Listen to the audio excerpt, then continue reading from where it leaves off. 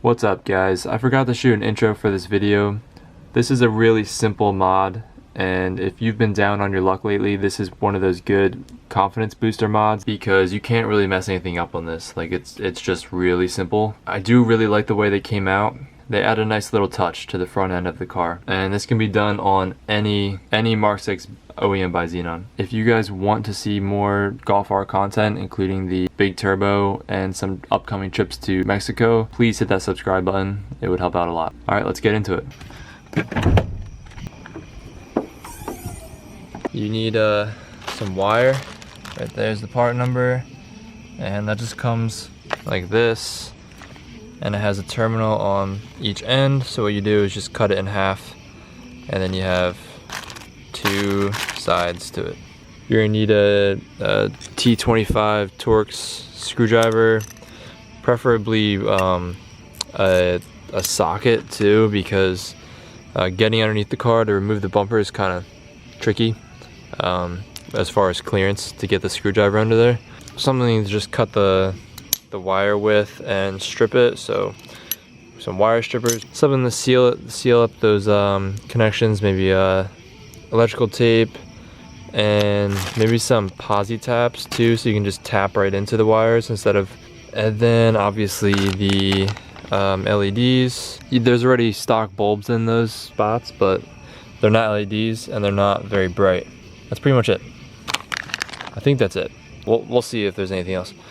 The first thing you want to do, disconnect the battery or just the negative terminal.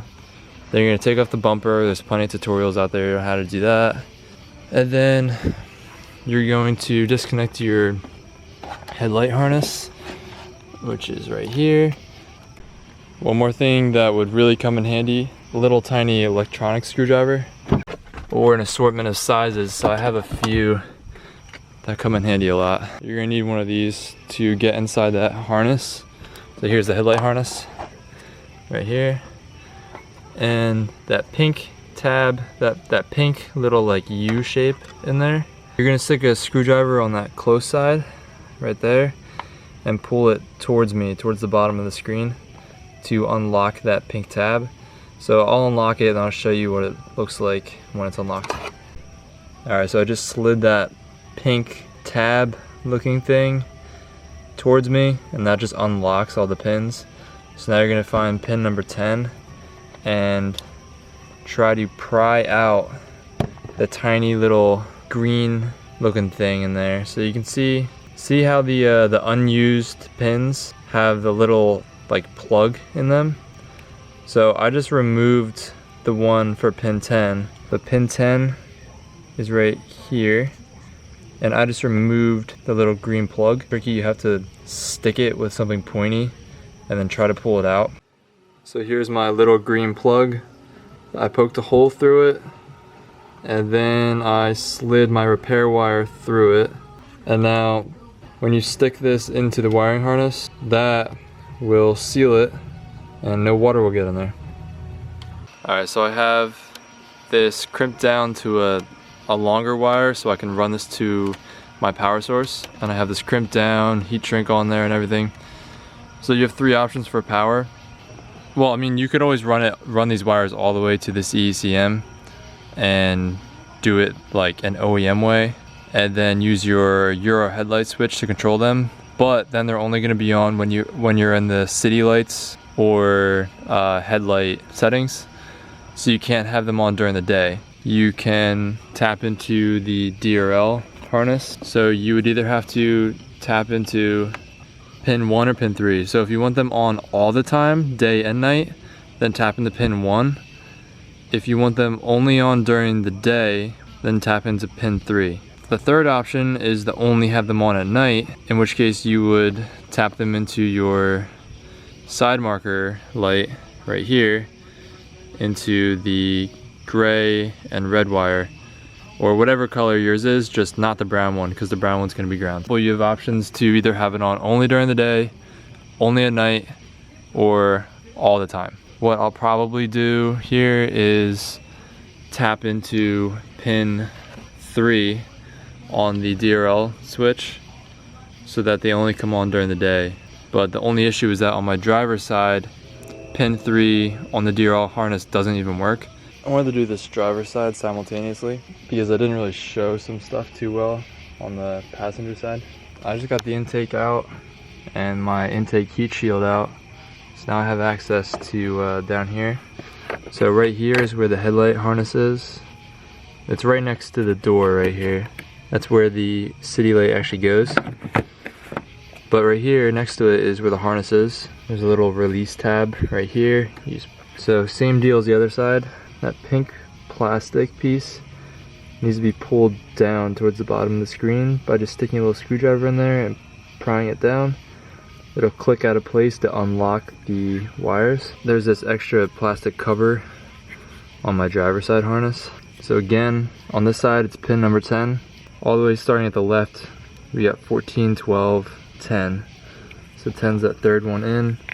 The left green plug is number 10. So you need to stick something pointy in there and pull that straight out, which is actually really tricky to do. So what I have is this really, really tiny electronic screwdriver. So hopefully you'll be able to see this. So I want to get this one right here. I'm kind of like stabbing it at an angle and then trying to pry it out. Alright, so I got it out. So now we have to pierce a hole straight through this so that we can pass our repair wire through. So I'm going to try to use this tiny little screwdriver again and try to poke a little hole through this. There's a tiny little hole that's started for you, so you can kind of stick it through there and then pierce your way through like that. But I mean, you need to get this wire through there, trying to make the hole bigger without completely tearing through the side of it. But once you think you're close enough, just try sticking that wire through there. Yeah, it does not want to go through. Yeah, it's not really working. I'm gonna try piercing from the other side, see if that does anything.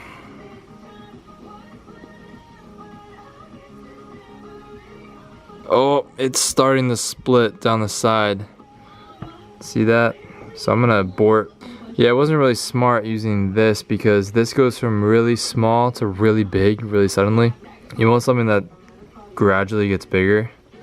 It'd be easier to make a bigger hole in there. This should be able to go through. The other side went on without too much problem, but this one just doesn't want to go on. Let's see if this is the same size as the hole. It's actually a little bit bigger than the hole. There we go. Split a little bit, but it's through. That'll still seal perfectly fine. You will probably need some extra wire. You can probably do it without spare wire, but it's gonna be really close. There's not really much room for air. Yeah, I mean, you can do it. I like to have a little bit more room. Mosquito just literally flew into my mouth. I did not unlock it yet. Could probably do it one-handed.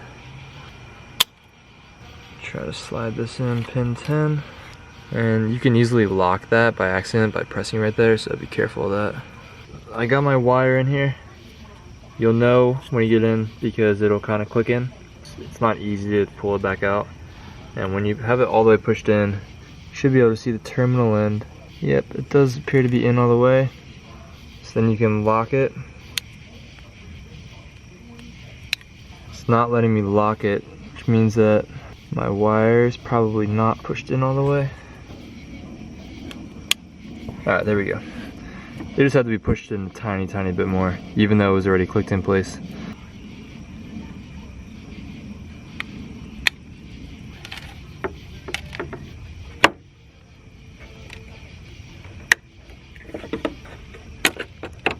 Get that clicked back in place.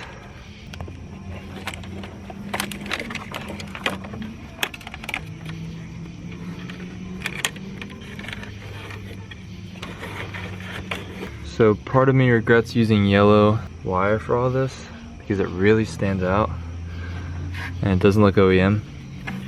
But another part of me appreciates it because it lets me know what I added to the car and what the car came with. bunch of extra wire here. And you know what? Forgot to shove that green guy down in there. Now I can put the other side in. Green piece is looking good in there. This is locked. This can now be put back in here. Clicks back in place. This little extension thing that I put on here, probably unnecessary. Wow, so I didn't even need to put that little extension wire on here. Should we see how bright it is at night? Or see what it looks like at night? What am I looking at? Power wire is connected to pin 1 on a DRL harness so that it's always powered day and night. Right here is where the light goes. You just pull this big tab. You will have a stock bulb in there. It's just a halogen, it's not very bright. So I have LEDs instead.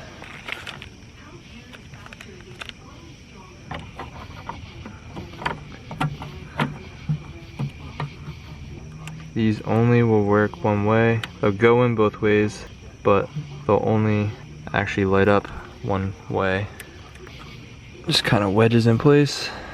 Gotta put the battery.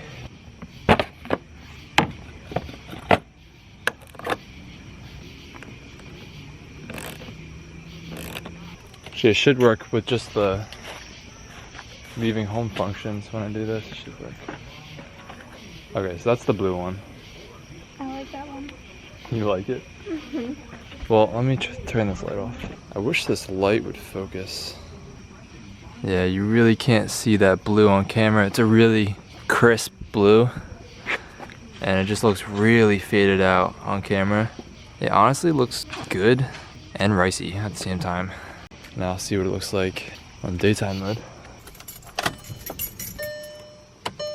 I mean, you can see a little bit better now in daytime mode since the headlight's not on, but still in the camera, it's like a faded blue.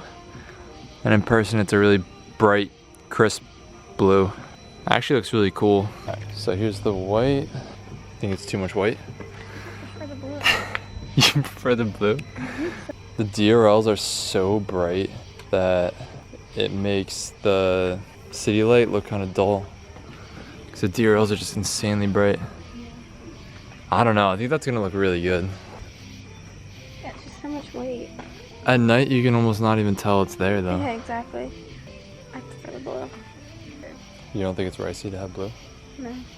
And be careful guys, that bulb out resistor gets insanely hot. The white is clean, but the blue looks damn good. Alright, so you guys let me know what you think looks best, the white, the blue, or if amber would look the best. That's no city light. That's with city light. Here is what the stock bulb looks like. I mean, I can show you what it looks like. It's super dim. So here is daytime, and there's the stock city light. I think the camera actually makes it look brighter than it actually is. It's just kind of like a washed out yellowy white.